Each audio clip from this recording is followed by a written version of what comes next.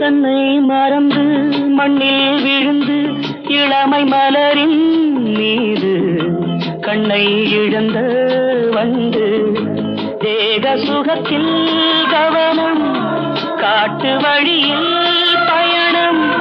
கங்கை நதிக்கு மண்ணில் அணையா இளமையெனும் பூங்காற்று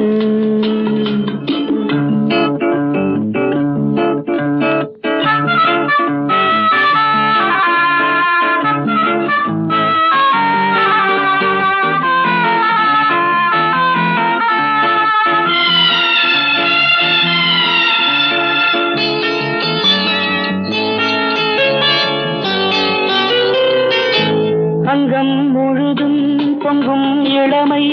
இதம் பதமாய் தோன்ற அள்ளி அணைத்த